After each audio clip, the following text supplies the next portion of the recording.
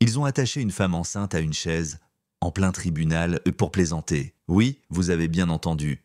Et le plus fou, personne n'a bronché. Pas un mot, pas un geste, jusqu'à ce que son mari découvre ce qui s'était passé. Alors laissez-moi vous raconter. Ça se passe à Montreville, un petit bled tranquille du sud, avec ses rues poussiéreuses et ses secrets bien enfouis. Ce matin-là, Lina Moreau, 8 mois de grossesse, dépose une boîte de cupcakes maison sur le siège passager de sa vieille Honda et file au tribunal. Pas pour régler une affaire, non, juste pour faire plaisir. C'est son truc à elle. Offrir un sourire, un gâteau, un peu de lumière, même dans un endroit aussi froid qu'un tribunal. Mais ce qu'elle ne savait pas, c'est qu'en entrant dans cette salle d'audience ce jour-là, elle allait déclencher une tempête.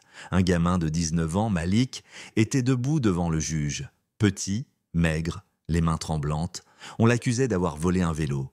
Lina le reconnaît tout de suite. Il avait réparé sa voiture une semaine plus tôt, bénévolement, sans même lui demander son nom. Alors elle se lève, sans réfléchir, la main sur son ventre, et dit, d'une voix claire, « Ce garçon était sous ma voiture au moment du soi-disant vol. Sauf s'il a le don d'ubiquité, il est innocent. » Le silence est tombé comme une chape de plomb. Le juge, Hervé Lemoine, un homme au sourire gras et au regard moqueur, ne bronche pas. Il la fixe, s'enfonce dans son fauteuil et lâche « Madame Moreau, vous semblez vouloir faire la loi ici. Très bien. On va voir si vous tenez toujours autant à vos principes quand vous êtes à la place de l'accusé. Agent, attachez-la à cette chaise. » Et là, mes amis, ils l'ont vraiment fait. Les agents de sécurité, sans un mot, l'ont attachée. Les poignets et le ventre serrés contre le dossier, comme un objet, une leçon vivante. Tout ça pour avoir osé dire la vérité. Dans la salle, personne n'a réagi. Pas un mot, pas un murmure. Quand elle est rentrée chez elle, les cupcakes étaient encore intacts. Mais Lina, elle était en miettes. Quand son mari, Samy, pompier volontaire, est rentré du travail, elle lui a raconté tout. Et il a simplement dit « On va pas laisser passer ça ». Le lendemain matin, il lui montre son téléphone. Une vidéo, quelqu'un avait tout filmé en douce, Lina attachée, le juge qui ricanait, et la vidéo, elle avait déjà fait le tour du pays. Les commentaires pleuvaient, écœurants, honte à ce tribunal, il faut le virer maintenant. Et là, un détail change tout.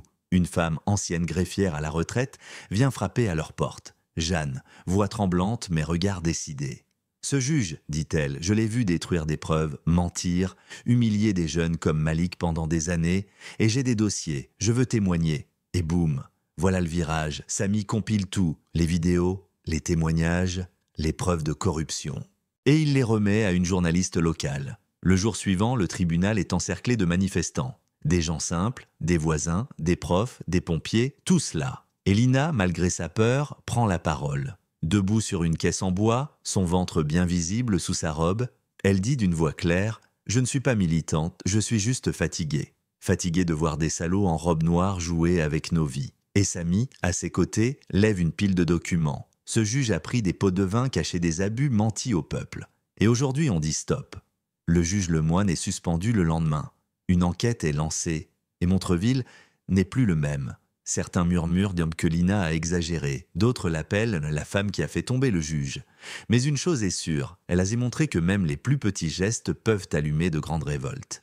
Alors maintenant, à vous de jouer. Selon vous, c'était une mauvaise blague ou le symptôme d'un système pourri jusqu'à l'os, justice ou vengeance, courage ou provocation. Dites-nous en commentaire. Parce que parfois, c'est dans les petites salles, avec les petites gens, que naissent les plus grands combats.